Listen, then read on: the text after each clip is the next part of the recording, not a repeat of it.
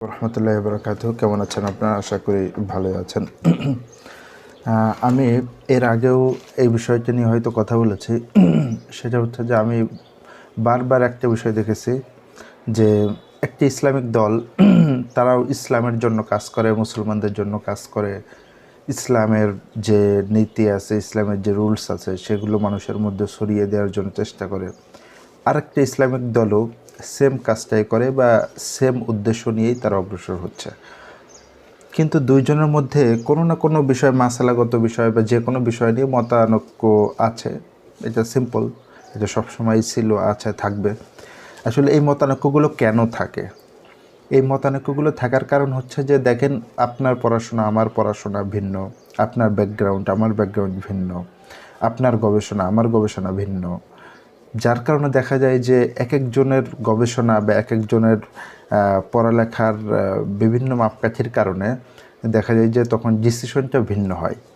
একই বই ধরেন আমি পড়েছি, আপনিও পড়েছেন। ওই বইটা পড়ার পরে দেখা যাবে যে আপনার বুঝটা একরকম তৈরি হয়েছে, আমার বুঝটা আরেক রকম তৈরি হয়েছে। এটা হতেই পারে, স্বাভাবিক। আবার আপনার জ্ঞানের গভীরতা আমার জ্ঞানের গভীরতা সেম না, যার কারণে এক একজন এক একভাবে বুঝছে।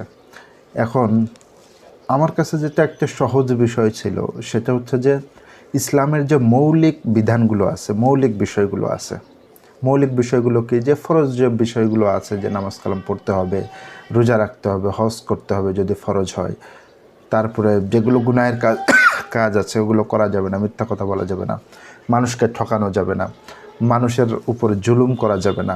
এই যে ইসলামের যে মৌলিক যে কিছু বিষয় আছে, এই বিষয়গুলোতে আমরা যদি ঐক্যমত হই, তাহলে অন্যান্য যে বিষয়গুলো আছে যেগুলো ছাড় দিলেও হয়, সেগুলোতে ছাড় দিয়ে হলেও ইসলামের স্বার্থে ঐক্যবদ্ধ হওয়া, এটা কি খুব কঠিন বিষয়? ইসলামের স্বার্থে এই কথাটি এই জন্য বলছি, কারণ আপনার যদি দুনিয়াবী স্বার্থ থাকে, আপনার যদি দুনিয়ার কোনো কিছু অর্জন করার ইচ্ছা থাকে, তাহলে আসলে আপনি মিলতে পারবেন না। আপনার ঐক্যবদ্ধ হতে গেলে আপনার অবশ্যই দুনিয়ার স্বার্থটাকে বাদ দিতে হবে, তাহলেই আপনি ইসলামের স্বার্থে কাজ করতে পারবেন। দুনিয়ার স্বার্থ ইসলামের স্বার্থ দুইটা সম্পূর্ণ ভিন্ন। কাজে আপনি একটা স্বার্থ দেখলে আরেকটা স্বার্থ আসলে পাবেন না।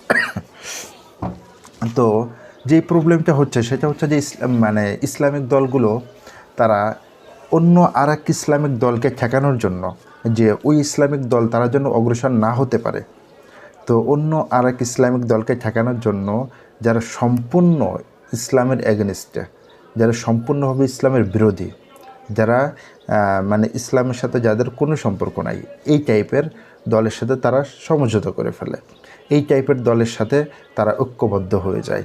কী জন্য? অন্য আর এক ইসলামিক দলকে ঠেকানোর জন্য। এটা কত বড় ধরনের বোকামি হইতে পারে বুঝেন? আমাদের বাংলাদেশে আসলে ইসলামিক দলগুলো বরাবরই বিভিন্নভাবে বিভিন্ন জালেম সরকারের মাধ্যমে বিভিন্ন ধরনের জুলুমের শিকার হয়েছে, হওয়ার পরেও আসলে এই বিষয়টা থেকে তারা শিক্ষা নিতে পারে নাই, যার কারণে ইসলামিক দলগুলো ঐক্যবদ্ধ হইতে পারে না। তাদের আসলে হয়তো আরও বড় ধরনের জুলুমের প্রয়োজন আছে ঐক্যবদ্ধ হওয়ার জন্য। এটা স্যার আর কী বলবো ভাই? দেখেন, আপনার আসলে প্রবলেমটা কোথায়?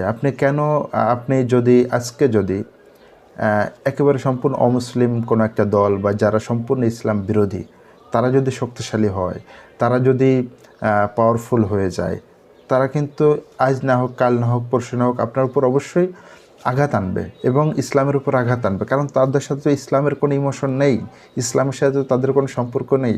তারা সম্পূর্ণ সেকুলার দল। সেকুলারিজমকে প্রতিষ্ঠা করার জন্য সবসময় তারা আপ্রাণ চেষ্টা করে যাবে। তো সেখানে অন্য আর এক ইসলামিক দল তাদের সাথে যদি ঐক্যবদ্ধ হয়ে যদি ইসলামকে বিজয় করা যায় বলতে ইসলামের স্বার্থটাকে সামনে নিয়ে যদি সবাই অগ্রসর হওয়া যায়, আমার মনে হয় সব ইসলামী দলই এর মাধ্যমে উপকৃত হতে পারত, সব ইসলামিক দলই এর মাধ্যমে ভালো একটা বেনিফিট পেতে পারত, এটা আমার কাছে মনে হয়। কিন্তু এটা তো বাংলাদেশে তো আসলে কোনো কিছুই স্বাভাবিকভাবে হবে না, সব কিছু অস্বাভাবিকভাবে হবে। যেই জিনিসটা স্বাভাবিক হয়ে যেত বা হয়ে যেতে পারতো, সিম্পল বিষয়, সেটা স্বাভাবিকভাবে কখনোই হবে না। সেখানে অবশ্যই বড় ধরনের কোনো একটা প্রবলেম ক্রিয়েট হতে হবে, বড় ধরনের কোনো একটা সমস্যার সৃষ্টি হতে হবে, তারপরে এটা হবে। এটা বাংলাদেশের স্বাভাবিক নিয়ম। এখন আমি এমনও দেখলাম যে এক ইসলামিক দল আরেক ইসলামিক দলের পক্ষে ভোট দেওয়ার ব্যাপারে সম্পূর্ণ হারাম ফতোয়া দিচ্ছে, কিন্তু সম্পূর্ণ ইসলামের এগেনিস্টে যারা আছে তাদের ব্যাপারে কিছু বলছে না। ইসলামের এগেনিস্টে মানে ইসলামের সাথে যাদের ন্যূনতম কোনো ইমোশন নেই, ইসলামের সাথে সম্পর্ক নেই, ইসলাম নিয়ে তাদের কোনো চিন্তা ফিকির নেই, তাদের ব্যাপারে তারা কোনো কথা বলছে না, তাদের ব্যাপারে তাদের কোনো বক্তব্য নেই, বরং তাদের সাথে আরও মিলে যাচ্ছে। এখন আপনি আসলে আপনি যখন বলবেন যে অমুক ইসলামিক দলে ভোট দেওয়া বা অমুক ইসলামিক দলের সাথে মেলা হচ্ছে হারাম, এটা আপনি যখন বলবেন, ওই দলে কিন্তু মানে আপনি যে মন মানসিকতা, আপনার যে ব্যাকগ্রাউন্ড বা আপনার যেই আদর্শ, সেই আদর্শের লোক কিন্তু ওখানে আছে। কাজে আপনি যখন এই কথা বলবেন, আপনার আদর্শের লোককেই আপনি কেমন যেন সম্পূর্ণ যে হারাম একটা ভোট দেওয়াই হারাম, মানে সেই দলটা কোন পর্যায়ে চিন্তা করেন। ধরেন যদি আওয়ামী লীগের ব্যাপারেও কিন্তু যদি থাকতো, হয়তো এই কথা যা বলা হতো না যে আওয়ামী লীগকে ভোট দেওয়া হারাম, হয়তো এই কথা বলা হতো না। আর বিএনপি তাদেরকেও হয়তো এই কথা বলা হচ্ছে না যে তাদেরকে ভোট দেওয়া হারাম। তাহলে বিএনপি আওয়ামী লীগ থেকেও নিকৃষ্ট একটা দল না, তা নাহলে আপনি হারাম কেন বলছেন? তাহলে মানে কতটা কঠিনভাবে তাদেরকে আঘাত করা হচ্ছে যে তাদেরকে ভোট দেওয়া হারাম। তাদেরকে ভোট দেওয়া হারাম হলে এর বিপরীতে আছে আর একটা দল, অটোমেটিক সেই দলে আপনার চলে যেতে হচ্ছে। তো দিন শেষে আপনি যে দলেই যান, সেই দলে তো আপনার আদর্শের লোকই আছে। আপনার আদর্শের লোক একজন দুইজন, অনেক অনেক অনেক আদর্শের লোক আছে। আপনার পড়াশোনা বা আপনি যে লাইনের, আপনি যেই দলের, যেই মতাদর্শে, সেই মতাদর্শের লোকে আপনি যেই দলে ভোট দেওয়া হারাম বলছেন, সেই দলে আছে।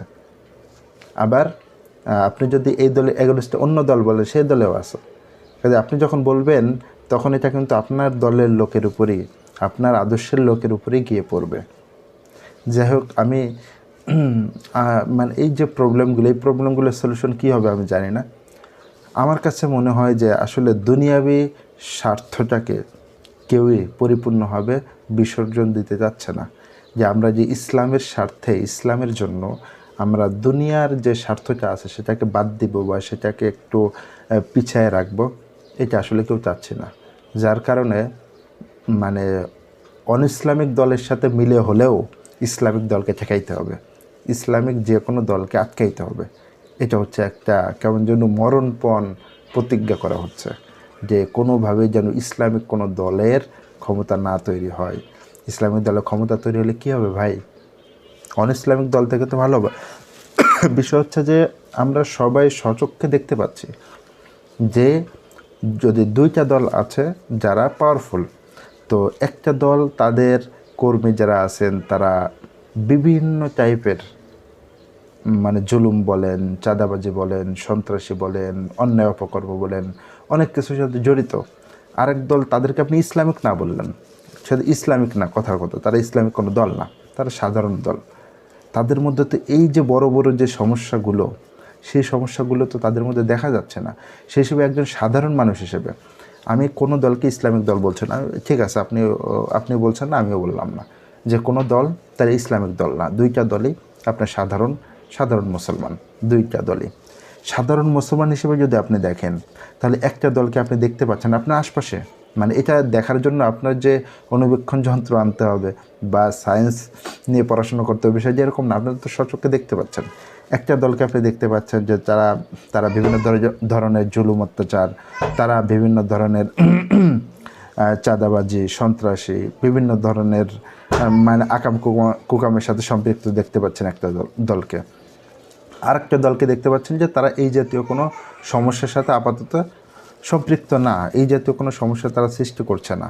তাহলে একজন সাধারণ মানুষ হিসেবে আসলে আপনি কোন দিকে যাবেন? আপনার নীতি নৈতিকতার কাছে যদি আপনি প্রশ্ন করেন, আপনার জন্য আসলে কোনটা করা উচিত বলে আপনি মনে করেন? আমি কিন্তু কোনো একটা দলের ব্যাপারে এটা বলছি না যে তারা 100% রাইট। তাদের প্রতিটা আদর্শ, প্রতিটা আকিদা, প্রত্যেকটা বিশ্বাস, প্রত্যেকটা আইন কানুন, রুলস সব কিছু ইসলামের পক্ষে, ইসলামের সাথে সম্পূর্ণ মিলে যাচ্ছে। আমি কিন্তু এটা বলছি না। আমি বলছি যে একজন সাধারণ মানুষ হিসেবে আপনি দুইটা দলকে দেখবেন এবং সাধারণ মানুষের জন্য উপকার হবে, সাধারণ মানুষের জন্য ভালো হবে। সাধারণ মানুষ তারা মানে যোগ্য নেতা পাবে, যোগ্য তাদের জায়গা থেকে যে একটু ভালো মানুষ পাবে। এটা আপনি যদি দেখেন, তাহলে আপনি আসলে কোন দলকে আপনি সাপোর্ট করবেন বা কোন দলের পক্ষ আপনি নেবেন, এই সিম্পল বিষয়টা মানে সিম্পল বিষয়টা বোঝার জন্য রকেট সায়েন্স জানার আসলে কোনো প্রয়োজন নাই। এটা সিম্পলি মানুষের ব্রেন, মানুষের মধ্যে এই ক্যাপাবিলিটি আছে। এই সাধারণ সত্যটুকু বোঝার ক্ষমতা প্রত্যেকটা মানুষের মধ্যে আছে। কিন্তু একজন জ্ঞানী হিসেবে পরিচিত মানুষও যখন এর উল্টা করে, তখন আমরা ধরে নেই যে এর সাথে অবশ্যই দুনিয়ার কোনো স্বার্থ, দুনিয়ার কোনো একটা বিষয় বা যে কোনো একটা বিষয় আছে, যার কারণে তারা আজকে এই সিম্পল সত্য ক্লিয়ার একটা বিষয়কে তারা অস্বীকার করছে, ক্লিয়ার একটা বিষয় থেকে তারা দূরে সরে যাচ্ছে। আমি বলি আল্লাহকে সাক্ষী রেখে, আমি বলি যে আল্লাহ তাআলাকে হাজির নাজির জেনে তাকে সাক্ষী রেখে সঠিক সত্য যেটা, এটা গ্রহণ করার মতো মানসিকতা তৈরি করা উচিত প্রত্যেকেরই। যে আপনি আপনি যে সত্য সবসময় পালন করবেন বা আপনি সবসময় সত্য প্রতিষ্ঠার জন্য কাজ করবেন, প্রতিটা কাজ আপনি সঠিক করবেন, এটা বলছে না। কিন্তু কোনটা সঠিক সত্য এটা মানার মতো ক্যাপাবিলিটি ভিতরে থাকা উচিত কমপক্ষে। দুনিয়ার স্বার্থে এটাকে কোনোভাবেই ভুলে যাওয়া উচিত না, বাদ দেওয়া উচিত না। তো সামনে যেহেতু আমাদের বড় একটা পরীক্ষা আসছে, এই পরীক্ষার ক্ষেত্রে আমার মনে হয় এই ক্ষেত্রে যদি বাংলাদেশের মুসলমান ভুল করে, তাহলে এটার জন্য দীর্ঘ দিন বা এটার জন্য দীর্ঘ সময় আসলে তাদেরকে বড় ধরনের খেসারত দিতে হবে। এই সুযোগটা 5ই আগস্টের পরে তো একটা সুযোগ মিস করা হয়েছেই, এখনও যদি এই সুযোগটাকে মিস করা হয়, আমার মনে হয় যে এর জন্য বড় ধরনের খেসারত দিতে হবে। আপনি তুলনামূলক ভালো, যোগ্য, ন্যায়পরায়ণ, ন্যায়ের পক্ষে আপনি ভোট দিবেন। আপনি বুঝবেন সবাই কেউ 100% ফেরেশতা না। 100% ফেরেশতা আল্লাহ তাআলা পৃথিবীতে নাজিল করে নাই, কাজেই কেউ ফেরেশতা না। কিন্তু খারাপ এবং খারাপের তুলনায় ভালো এতটুকু বোঝার ক্যাপাবিলিটি আমার মনে হয় যে প্রত্যেকটা মানুষের মধ্যে আছে। এতটুকু বোঝার মতো ক্যাপাবিলিটি সবার মধ্যে আছে। এইটুকু বোঝার মতো ক্যাপাবিলিটি যদি আপনার মধ্যে না হয় ভাই, আপনি মানুষের যে স্বাভাবিক ক্যাপাবিলিটি, বুঝ, ব্রেন বা জ্ঞানের যে সাধারণ ক্যাপাবিলিটি, সেই ক্যাপাবিলিটি আপনার নাই। আপনি ওই ক্যাপাবিলিটি থেকে অনেক নিচে নেমে গেছেন, অথবা আপনি ঘাওড়া, অথবা আপনার দুনিয়ার স্বার্থে আপনি সত্য থেকে বিমুখ হয়ে যাচ্ছেন।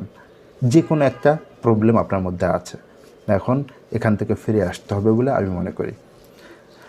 আল্লাহ তাআলা আমাদের সকলকে সঠিক বুঝ নেওয়ার মতো তৌফিক দান করুন, আমিন। দেখা হবে নেক্সট কোনো ভিডিওতে, অন্য কোনো বিষয়, অন্য কোনো টপিকে। সে পর্যন্ত সকলেই ভালো থাকবেন।